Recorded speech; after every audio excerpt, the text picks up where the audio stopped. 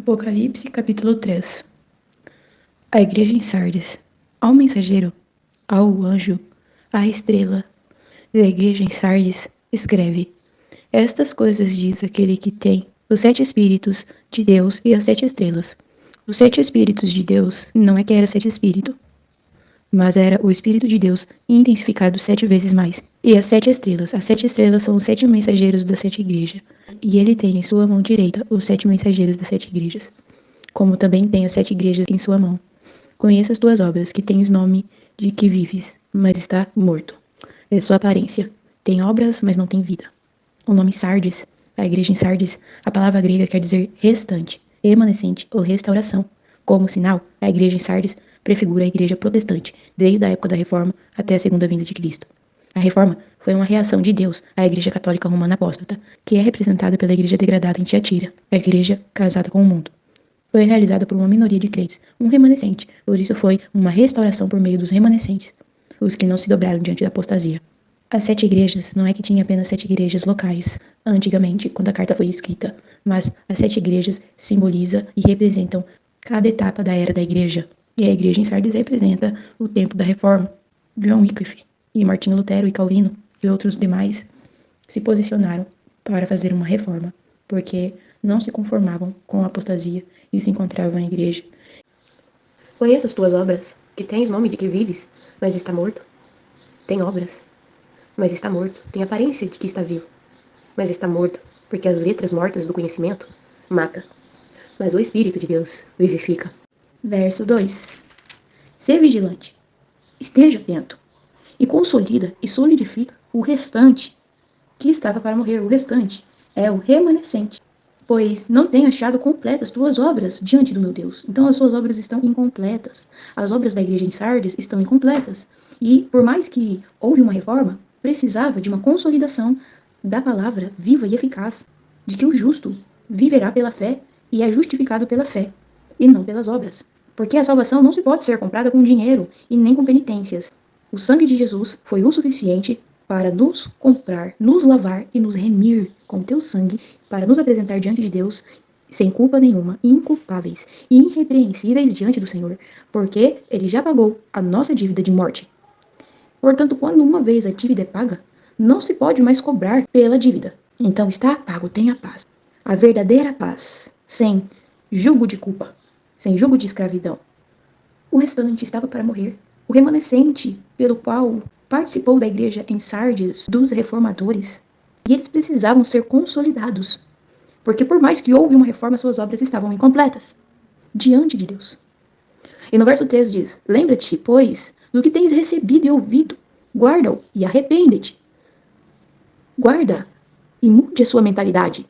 Não continue nas velhas práticas, porque o que tens ouvido, guarda no teu coração e solidifica dentro de você, e não deixa que as velhas práticas tomem lugar no seu coração. E se não vigiares, se não se atentar, virei como um ladrão, e não saberás de modo algum em que hora virei sobre ti. Quando a Bíblia fala que Jesus virá como ladrão, está falando da sua volta oculta, do rapto. Porque antes dos 7 anos de tribulação, vai haver o rapto das primícias, dos vencedores, daqueles que têm guardado as obras do Senhor, aqueles que têm reservatório de azeite, aqueles que não se dobram diante de doutrinas humanas, aqueles que é zeloso com a palavra do Senhor, aqueles que faz com o melhor do amor para Deus, aqueles que fazem com uma intenção certa no coração, aqueles que fazem a vontade de Deus e seguem o Cordeiro para onde Ele quer que vá, aqueles que são vigilantes, são as primícias, os filhos maduros. As primícias são os frutos que amadurecem primeiro. Quando a Bíblia fala que Ele virá como ladrão, Ele virá sem avisar. E as pessoas só vão se dar conta quando ver que as pessoas preciosas foram raptadas. Ele virá como ladrão e ninguém saberá o dia e a hora que ele vai vir. Diferente da sua volta visível, que vai ser depois dos 7 anos de tribulação, vai ter 3 anos e meio de falsa paz e 3 anos e meio de tribulação, grande tribulação. Vai haver muitos sinais antes da sua vinda. Mortos vão ressuscitar. As pessoas vão saber que Jesus está voltando. E no final dos 7 anos, ele virá buscar o restante da colheita. Ele vem ceifar. Ele vem colher. Ele vem buscar o restante da igreja que não se dobrou diante do anticristo e nem aceitou a marca. Então, será 2 voltas. Uma oculta e uma visível.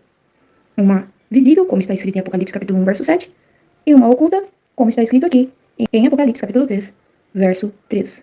Em Apocalipse capítulo 1, verso 7, ele vem com as nuvens. Em Apocalipse capítulo 3, verso 3, ele vem de forma oculta, como um ladrão. Toda vez que o texto mencionar nuvem, que ele vem com as nuvens, está falando da sua volta visível. Então ele vem antes da tribulação e ele vem depois da tribulação. Percebe-se que aqui no verso 3 do capítulo 3, ele diz: de modo algum saberás a hora que eu virei. Então, a qualquer momento ele pode voltar, mas na sua volta visível haverá muitos sinais. Principalmente se você ver mortos ressuscitando, pode olhar para o céu que ele está vindo. Verso 4. Tens, contudo, em Sardes, umas poucas pessoas que não contaminaram as suas vestes e andarão comigo vestidas de branco, pois são dignas. Estas vestes são as vestes de um vencedor. Olha no verso 5. O vencedor será assim, vestido de roupas brancas. Então essa veste é as vestes de um vencedor. Existem as vestes de um salvo e existem as vestes de um vencedor. São duas vestes. No verso 4, continuando. Umas poucas pessoas, são remanescentes.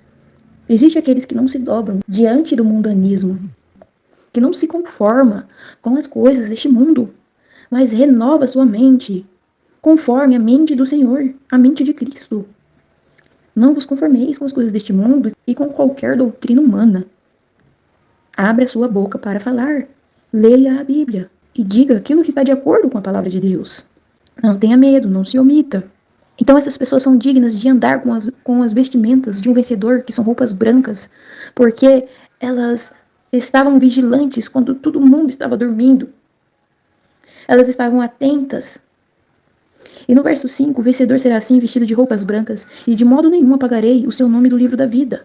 Sabe o que representa a veste de um vencedor? É a forma como andamos. É a forma como vivemos. É o modo como vivemos. No verso 4 fala que poucas pessoas não contaminaram suas vestes. Por isso que elas andarão de branco, porque são dignas. Contaminar as vestes é especialmente manchá-las com a morte. Ser vencedor, aqui no verso 5, é vencer a morte das igrejas protestantes. A palavra, a letra que mata. As doutrinas humanistas. É vencer os ensinamentos mortos que não trazem vida alguma. Ser vestidos de vestes brancas, como é prometido aqui, será um prêmio para os vencedores no reino milenar. Na era do reino. Haverá uma era em que Jesus vai reinar aqui na terra. A era do reino. Depois dos 7 anos de tribulação, onde o restante da igreja vai ser arrebatada, onde Jesus vai reger as nações juntamente com os seus vencedores com vara de ferro. Durante 1000 anos, Jesus, de maneira visível, vai reinar aqui na terra. E o galardão de quem vence é reinar sobre algumas cidades, 5 cidades, 3 cidades, 10 cidades, segundo o seu galardão que você receber, se é que você vai receber um galardão, se é que você tem obras, se é que você tem uma vida de devoção a Deus, verdadeira, e não exterior, mas interior. E Jesus Cristo vai reinar sobre toda a terra. E você, será que vai reinar juntamente com Jesus? Ou vai perder o reino, porque não conseguiu dominar nem mesmo a si mesmo? O homem perdeu o domínio sobre a terra quando não conseguiu dominar sobre a si mesmo. Porque como alguém pode governar cidades, nações, se não consegue governar nem mesmo a si? O homem perdeu o governo quando comeu do fruto que Deus ordenou para que não comesse. Não conseguiu dominar a si mesmo, as suas próprias vontades. Deus fala para Caim, cabe a você dominar sobre si mesmo, porque o mal bate à porta. Mesmo assim, ele não dominou sobre si mesmo e foi lá e matou seu irmão. Depois viveu fugitivo e errante. É assim que vai viver todos aqueles que não participarem e entrarem no reino de Deus. Você fala que vai reinar? Talvez você fale que vai reinar. Mas na verdade o que reina sobre você é a pornografia e você não tem domínio sobre ela. Você é escravo de vícios. Você é escravo do mundo. Você precisa exercer governo sobre si mesmo. Primeiro passo. Então você vai conseguir exercer governo sobre todas as outras coisas. A era da igreja, ela vai até o final dos 7 anos de tribulação. Depois começa a era do reino, vai durar 1000 anos. E de modo nenhum apagarei o seu nome do livro da vida, e confessarei o seu nome diante do meu Pai e diante dos seus anjos. O versículo 5 inteiro é a promessa do Senhor aos vencedores, que será cumprida no reino milenar, após ele voltar. Se um nome é apagado do livro da vida, é porque já foi escrito no livro. O livro da vida é o registro divino dos nomes dos que participam das bênçãos que Deus lhes preparou. Os nomes de todos os santos escolhidos por Deus e predestinados para participar das bênçãos estão escritos neste livro. Essas bênçãos ocorrem em 3 etapas. Primeiro, na igreja, segundo, no reino milenar e terceiro, na eternidade. As bênçãos na etapa da igreja como o perdão, a redenção, a regeneração, a vida eterna e a natureza divina, etc., são as porções iniciais. Todos os escolhidos de Deus, cujos nomes estão escritos no livro da vida, têm parte nessas porções iniciais para começar a vida espiritual. Se cooperarem com a graça supridora de Deus e amadurecerem em vida na era da igreja, e esse amadurecimento prematuro será um prêmio, como qual o Senhor os recompensará quando voltar. O prêmio será a entrada no reino milenar e a participação nas bênçãos divinas naquela etapa, tais como o gozo e o descanso do Senhor, reinar sobre as nações, etc. Deus preparou tudo isso como um incentivo para os seus escolhidos prosseguirem com ele na era da igreja. Contudo, muitos dos seus escolhidos, após receberem o seu perdão, redenção, vida eterna na natureza divina, não cooperam na sua graça e não prosseguem com ele. Por isso, não são capazes de amadurecer em vida na era da igreja. E assim, não estarão prontos quando o Senhor voltar para entrar no reino milenar e participar das bênçãos divinas daquela era, como um prêmio ao que vencer. Portanto, durante o reino milenar, os seus nomes serão apagados do livro da vida. Ou seja, o Senhor vai disciplinar os filhos que viveram uma vida imatura na terra e não amadureceram até a volta do Senhor.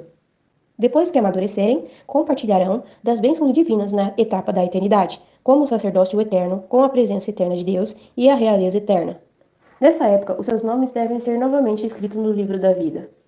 Isso quer dizer que todos os escolhidos de Deus, cujos nomes estão escritos no livro da vida e que foram introduzidos na participação das bênçãos divinas na etapa da igreja, de modo algum perecerão eternamente.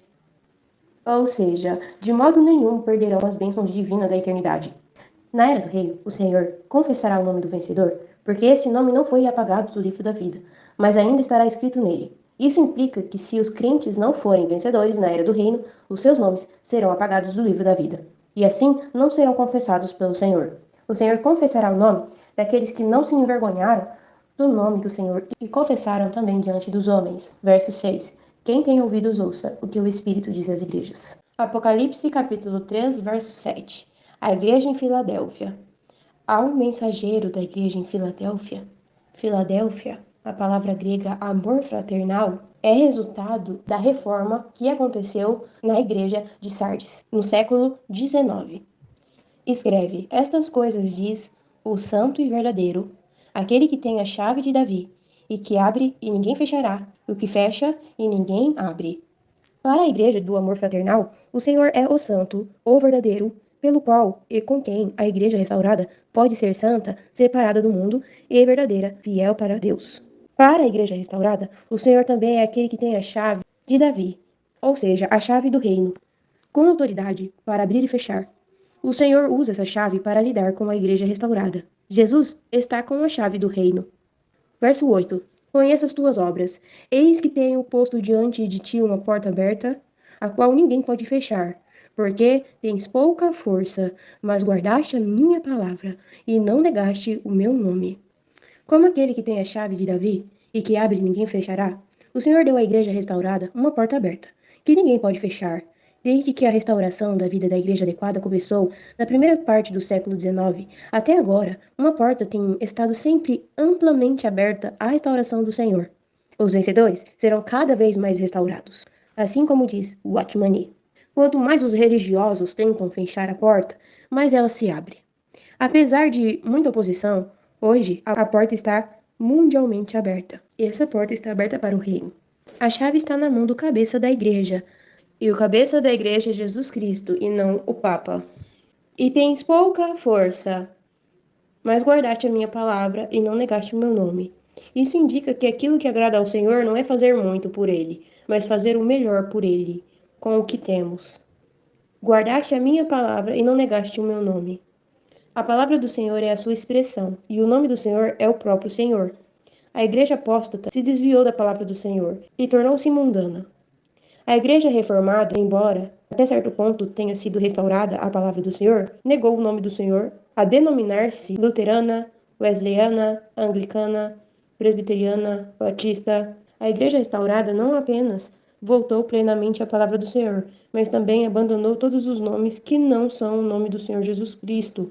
A igreja restaurada pertence absolutamente ao Senhor e não tem nada a ver com qualquer outro nome. Desviar-se da palavra do Senhor é apostasia e denominar a igreja totalmente de qualquer outro nome além do nome do Senhor, Jesus, é fornicação espiritual. A igreja é como uma virgem pura, desposada com Cristo. Não deve ter outro nome que não seja do seu marido.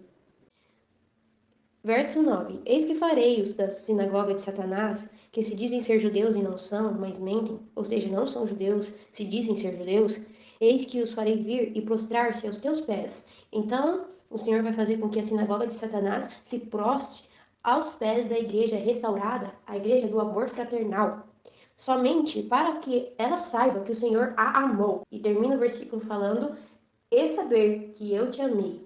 Então ele faz isso para que a igreja restaurada saiba que ele a amou. Porque a sinagoga de Satanás está cheia de religiosidade, está cheia de ordenanças, de letras, está presa nas coisas terrenas e no templo material. Verso 10. Porque guardaste a palavra da minha perseverança. Porque o Senhor a amou, porque ela guardaste a palavra da perseverança do Senhor. E a palavra da perseverança do Senhor é a palavra do sofrimento do Senhor. O Senhor ainda hoje suporta rejeição e perseguição mediante a sua perseverança. Nós somos os coparticipantes não apenas do seu reino, mas também da sua perseverança, ou seja, dos seus sofrimentos. Romanos capítulo 8, verso 17. Ora, se somos filhos, somos também herdeiros. Por um lado, herdeiros de Deus, por outro, cordeiros com Cristo. Se de fato sofremos com Ele, para que também com Ele sejamos glorificados. Pois considero que os sofrimentos do tempo presente não podem ser comparados com a glória a ser revelada em nós. Aleluia! Se somos cordeiros, somos também participantes da sua perseverança, do seu sofrimento, mas também faremos parte da sua glória. Continuando o verso 10. Também eu te guardarei da hora da provação, que está para vir sobre toda a terra habitada, para pôr à prova os que habitam sobre a terra.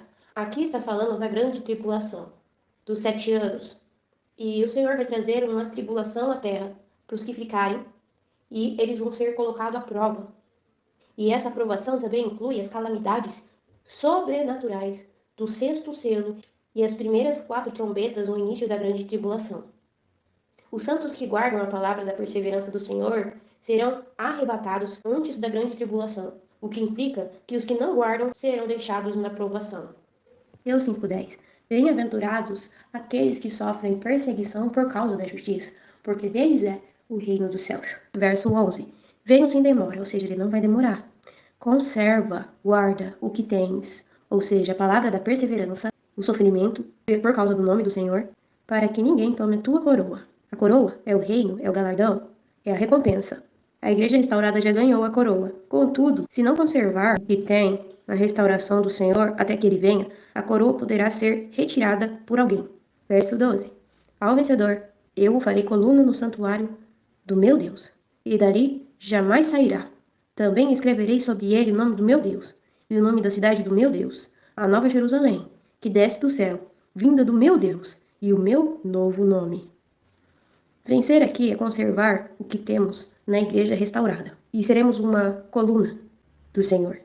Em Apocalipse, capítulo 2, verso 17, o vencedor se tornará uma pedra transformada para edifício de Deus. Será uma pedra como uma rocha, e Deus vai edificar nela. Deus vai edificar em nós. Seremos edifícios de Deus, coluna no seu santuário. E ele edificará o teu nome em nós, o nome da nova cidade santa e o novo nome do Senhor Jesus, no qual será edificado em nós, escrito em nós. E nós, vencedores, de modo nenhum sairemos, porque estaremos edificados no edifício de Deus. Essa promessa é um prêmio para o vencedor. Se cumprirá no reino milenar. O nome de Deus, o nome da Nova Jerusalém e o novo nome do Senhor serão escritos sobre os vencedores. Esses vencedores é posse de Deus. Enquanto no novo céu e na nova terra, a Nova Jerusalém será a porção comum de todos os remidos pela eternidade. Verso 13. Quem tem ouvidos ouça o que o Espírito diz às igrejas. Apocalipse capítulo 3, verso 14. A igreja em Laodiceia. Na primeira aula nós vimos que as cartas enviadas às 7 igrejas da Ásia, as 7 igrejas da Ásia, retrata o período completo da era da igreja e da história da igreja. E a igreja em Laodiceia é o último período da igreja. A palavra grega para Laodiceia quer dizer opinião, juízo do povo ou dos leigos. Essa etapa da igreja é a qual nós estamos vivendo hoje, onde os leigos têm voz e onde a igreja cada vez mais se tornará degradada. E à medida que isso acontece, as coisas vão parecer normal. Os leigos têm voz. Eles dão opinião como se fossem mestres. A igreja em Laodiceia prefigura a igreja restaurada que depois se degradou. Menos de um século após o Senhor restaurar a igreja adequada, no início do século XIX, algumas das assembleias, assim chamadas pelos Irmãos Unidos, restauradas, tornaram-se degradadas. A igreja restaurada, que se degradou, é diferente da igreja reformada, representada pela igreja em Sardes, e da igreja restaurada adequada, representada pela igreja em Filadélfia. Ela existirá até o Senhor voltar. Ao mensageiro da igreja, ao mensageiro, ao anjo, à estrela da igreja de Laodiceia, escreve: estas coisas diz o Amém. O Amém é uma pessoa, é Jesus. A testemunha fiel e verdadeira. O princípio da criação de Deus. Ele é a testemunha fiel e verdadeira. Então existe o falso, que é o anticristo. E ele é o princípio da criação de Deus. Porque em João capítulo 1, verso 1, no princípio era a palavra. E a palavra estava com Deus. E a palavra era Deus. Verso 2. Aquele que é a palavra estava no princípio com Deus. Todas as coisas foram feitas por meio dele. E sem ele, nada do que foi feito se fez. Verso 14. E a palavra tabernaculou entre nós. E vimos a sua glória. Glória como do unigênito da parte do Pai. Cheia de graça e de realidade. Este é Jesus. Ele era o Verbo, a palavra de Deus, pelo qual todas as coisas foram criadas. E ele se fez carne, ele tabernaculou. Ele estava no início com Deus e também era Deus. Ao dirigir-se à igreja em Laodiceia, ele apresentou-se como o Amém, a testemunha fiel e verdadeira, o princípio da criação de Deus.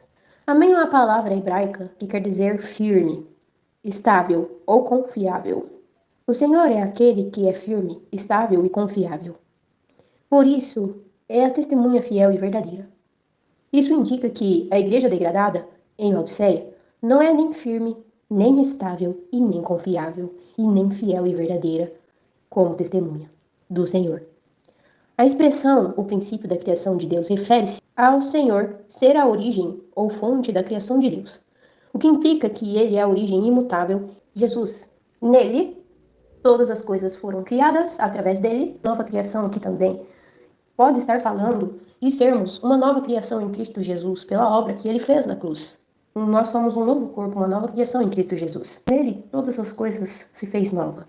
Então devemos voltar à originalidade que está nele. Verso 15. Conheço as tuas obras, que nem és frio e nem quente. Quem dera fosses frio ou quente. Frio aqui remete às pessoas que vivem uma vida mundana, totalmente voltada para o mundo. E quente é alguém fervoroso, com o coração voltado a Deus e que vive inteira a Deus. Mas a igreja de Laodiceia é morna, porque ela não é nem fria e nem quente. Ela não escolhe nenhum caminho nem outro caminho. No verso 16, assim porque és morno e não és quente nem frio, estou a ponto de vomitar-te da minha boca. Deus não se agrada da mornidão, de alguém que fica em cima do muro. Não decide o que quer realmente viver. Uma pessoa indecisa, que não entrega sua vida de verdade para Deus. Vive como se ele não existisse. Mas se diz ser cristão, diz crer que ele existe. Diz que ele é o teu Deus, mas vive como se ele não existisse. Nega ele nas suas atitudes. Vive uma vida morna. A palavra diz que tem que ser sim ou não. Passou disso é procedência maligna. Não existe meio termo. Ou é do mundo, ou é de Deus. Ser vomitado da boca do Senhor é ser rejeitado por ele e perder o desfrute de tudo que ele é para a sua igreja. Ser vomitado é ser rejeitado por ele. A parte de mim, porque eu não vos conheço. Verso 17. Porque dizes, sou rico, enriqueci, e não preciso de coisa alguma, e não sabeis que tu és um coitado, um miserável, um pobre, cego e nu. A igreja restaurada, que depois se degradou, gloria-se nas riquezas que possui, que são principalmente conhecimento doutrinário, mas não sabe que é pobre em vida, cega na visão, e está nua na conduta, porque precisa comprar ouro para enriquecer, vestes brancas para cobrir a nudez e colírio para curar a cegueira. Como é mencionado no versículo seguinte, aos olhos do Senhor a igreja restaurada que se degradou é uma coitada, porque se orgulha de ser rica em vão conhecimento doutrinário, Na verdade, é extremamente pobre na experiência das riquezas de Cristo. É miserável porque está nua, cega e cheia de vergonha e trevas. Pobre porque é pobre na experiência de Cristo e na realidade espiritual da economia de Deus, ou seja, do Espírito Santo morando dentro de nós. Cega porque carece da verdadeira visão interior espiritual nas coisas espirituais genuínas. E nua porque não vive por Cristo como a segunda veste no andar diário, ou seja, a veste de um vencedor. Verso 18. Aconselho que compres de mim ouro refinado pelo fogo para que enriqueças, vestes brancas para que te vistas, e não seja manifesta a vergonha da tua nudez, e o colírio para que unja os olhos, a fim de que vejas. Lembra da festa do casamento do Cordeiro e das bodas do Cordeiro? O amigo nu. Ele foi retirado, expulso do local, porque não tinha vestes, não tinha as vestes nupciais. E essas são as vestes do vencedor. Para comprar é preciso pagar um preço. A igreja restaurada que se degradou tem de pagar um preço para obter o ouro, as vestes brancas e o colírio, dos quais precisam desesperadamente. As vestes brancas representam a conduta que pode ser aprovada pelo Senhor e que é o próprio Senhor vivido pela igreja para cobrir a nudez. O colírio necessário para ungir os olhos deve ser o espírito que unge, que dá vida.